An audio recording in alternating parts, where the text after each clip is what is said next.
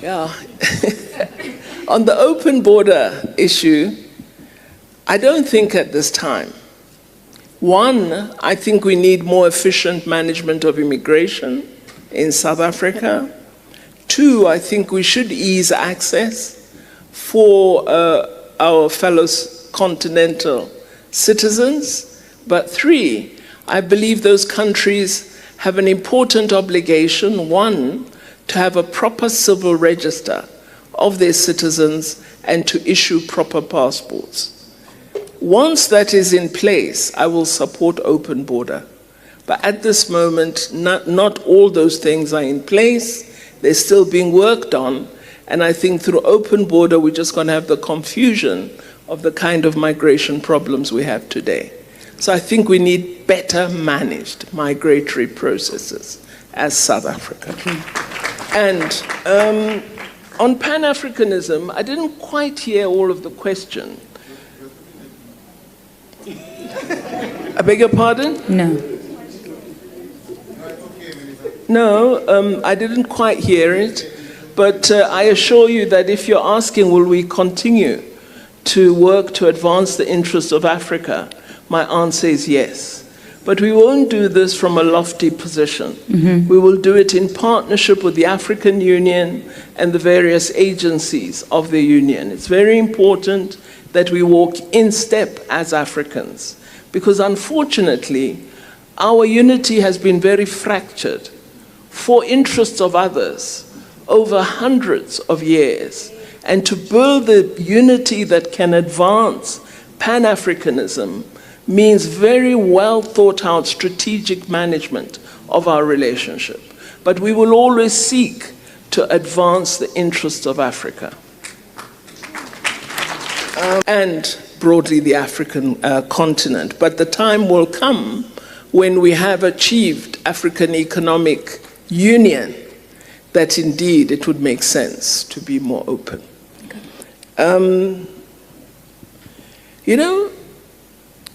People are always going on about, inequitable relations with China, particularly the West. But I've not once had a Chinese leader come and say, we're going to force this factory on you. We've said to them, come and manufacture your hybrid buses in Nelson Mandela Bay.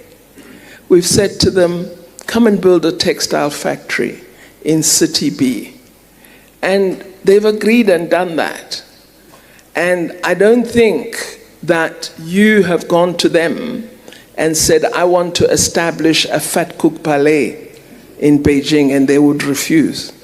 So I think I want to turn the question around and say, as a business person, what initiatives have you sought with respect to business in China?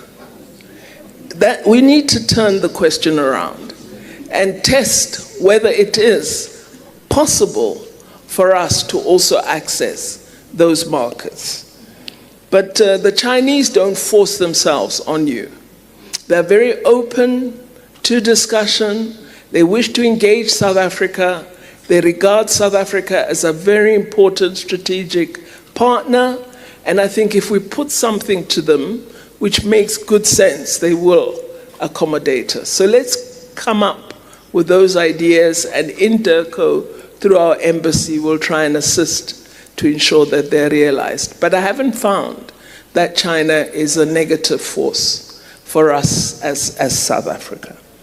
And the greatest amount of infrastructure development we've seen in countries on the continent that didn't have infrastructure has been infrastructure funded by China. This is an important truth that we have to also acknowledge. Thank you for the comments on IORA. It's a very important. On the matter of de-dollarization, I think we're not there yet.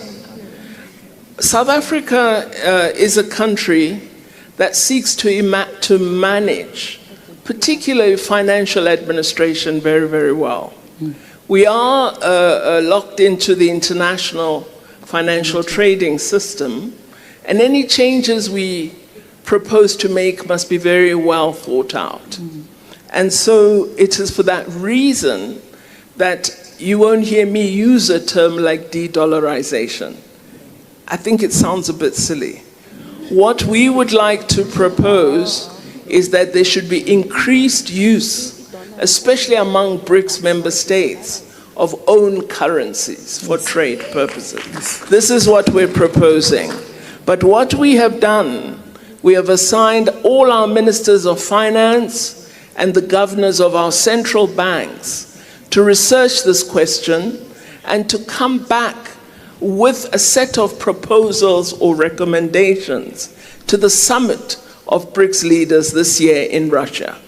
So we're looking into the issue without being populist about it, but ensuring that the path we decide to take will be one that will help us to continue sustaining our economy and the financial status of our currency. Okay. With respect to BRICS expansion, indeed, I think there is a role and an engagement that we should have with representatives of BRICS member states in South Africa. But I have to also add that I do see an increasing application to become members of BRICS. Russia is the current chair, and they're overwhelmed by the interest. So we also need to look at how we manage this, because you don't want to become so big that people start to imagine you're an alternative to global institutions. So we've got to really manage it very, very well. I am pleased that in terms of the new development bank, we have got expanded membership from 5 to now 8, and I expect that that number will grow. We own that equity, and it's fantastic to be managing our own financial institution and to currently still have AAA rating. I think that's really exciting. Program Director, I've answered the questions, but there's a very stubborn gentleman right at the back who keeps putting up his hand. I don't know whether you wish to acknowledge him or the time is red and is really up. The Program Director says you have to go for your SAB Yes. treat. Yes. I'm I against really that, do apologize. Well, I wish I had the answer. I saw that you had the DG of Minerals and Energy here. I hope you asked him that question. I think part of it is that we've not been bold enough. We need to be bold. There are areas where we have done well. For example, with the use of titanium in the surgical sector, particularly for physiotherapy operations, replacement of limbs and so on, we've done very well.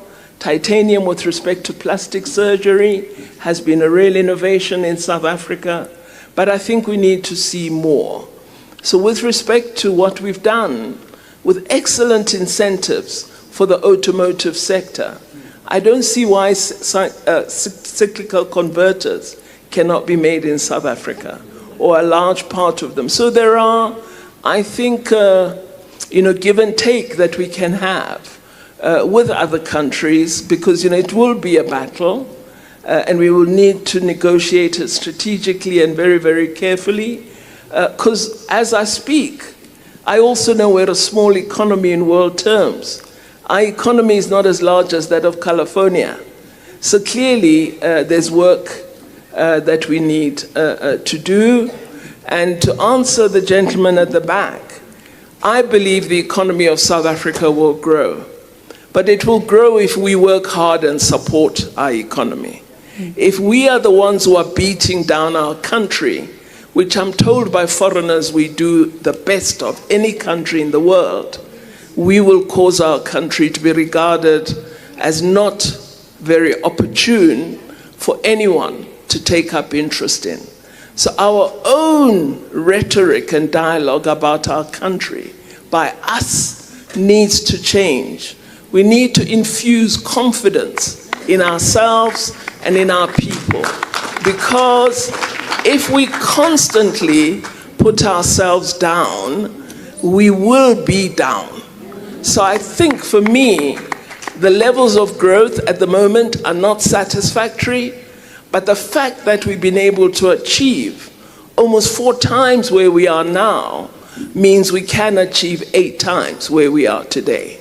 With hard work, with innovation, with more entrepreneurs. So as the Black Business Council, part of your task must be to grow the numbers of entrepreneurs in our country, to encourage everyone to at least try and sell something, try and make something, try and earn something. If we can change our ethos, I believe, yes, we will contribute to that BRICS global GDP figure, much more than we're contributing today. But you must have the confidence I have in South Africa that you must share my confidence in our country. Then you'll have a fantastic country.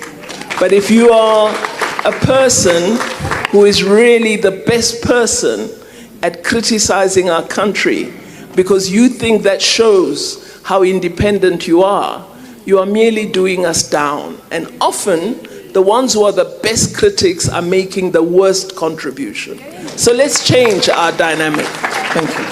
Thank you, Minister. Our various departments, as well as private sector business leaders and organizations. Currently, we have a quarrel with the European Union against non-tariff barriers that are being imposed toward our citrus.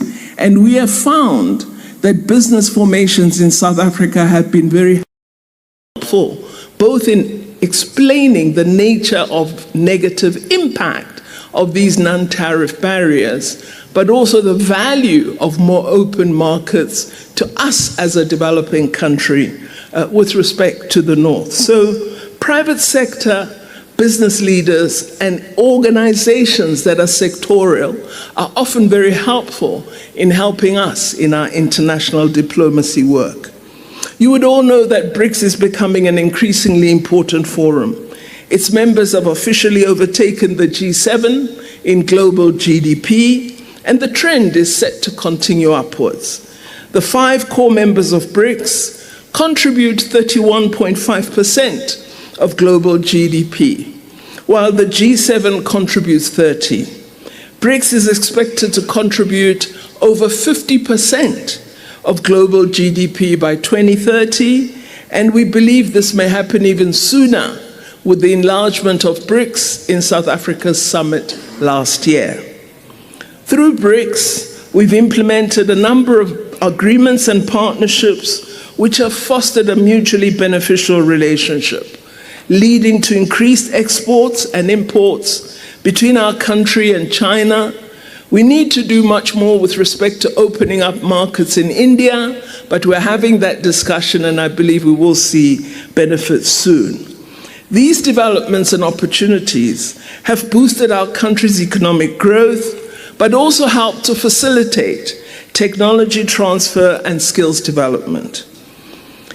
In participating in this grouping of emerging economies, we've taken a strategic decision to collaborate with like-minded countries in addressing global geopolitical and economic challenges.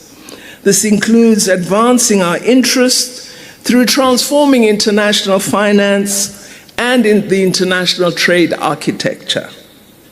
BRICS, as you know, chose to establish alternative mechanisms, instruments, and institutions to challenge, contest, and complement the existing economic, financial, and trade institutions. An important example is the creation of the new Development Bank.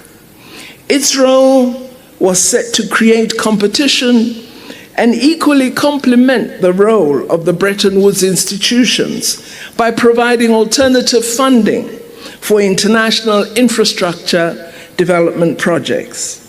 The bank has to date approved 80 investment projects in all BRICS member countries for a total amount exceeding $30 billion. It has approved 11 projects in South Africa, valued at $5.4 billion, directed at improving service delivery in areas of energy, of water, and infrastructure, such as roads. BRICS has over the years proven to be a formidable voice of the global South and has shown that it is sensitive to the needs of the South. So it's been unsurprising that in the past few years, there's been a keen interest from many countries to join BRICS. With this interest growing, we as chair in 2023 successfully led the initial process of expanding the BRICS Forum. Of course, intra-African trade has also been a central part of our trade strategy, and economic diplomacy has become important in South Africa's international relations, linking our domestic priorities of industrialization and manufacturing with our foreign policy aspirations. Our department has thus drawn much closer to working with the Department of Trade and Industry on the issues of industrialization and greater productive capacity in South Africa and in Africa. Our diplomats have had to learn the skills required in finding markets for South African goods, while also finding new ways to attract foreign direct investments to our countries. We have sought to support our government in this regard. I see that my time is also coming to an end. I wanted to speak about the importance of the African Continental Free Trade Area and the important role it can play in addressing the low level of participation of Africa in the global economy and in world trade. I believe that it is possible through the AFCFTA to have Africa creating a very large free trade area, bringing together all 55 countries of the Union and our 8 regional economic communities. Through the AFCFTA, we intend to create a single continental market with a population of 1.3 billion people and a combined GDP of approximately 3.4 trillion US dollars, if we are smart about executing the African Continental Free Trade Agreement. I believe that one of the areas that we should give real attention to is the subject of industrialization and productive capacity. And the means of doing it is to address the rich mineral resources that we have in Africa and develop the ability of value addition on our continent and not outside it. We have got manganese in South Africa. We have titanium. We've got diamonds, we've got gold, we have large swathes of platinum, rhodium, palladium, all the ores that are related to platinum. It shouldn't be easy for us to merely dig out and export. We must insist that we refine on the continent and we export value-added products. So, being a person who likes to give advice, I have said to our colleagues in Zambia, who have now found quite significant cobalt and titanium deposits, that I see that Great Britain is taking a great deal of interest in them. And I've said to them, before signing on the dotted line, ask where the factory will be built. Because let's not sign to export. Let us sign to produce and value add on the continent. So alongside doing our own economic diplomacy for our country, we also, through our Pan-African ideals, are working with other governments to promote full African development, full African productive capacity, industrialization in Africa, and the reduction of dependence on others. I thank you very much for the opportunity to speak to you. Naledi Pandor was born on December 7, 1953 in Durban, South Africa. Growing up during the apartheid era, she experienced the harsh realities of racial segregation firsthand. Despite these challenges, Pandor pursued an impressive academic journey.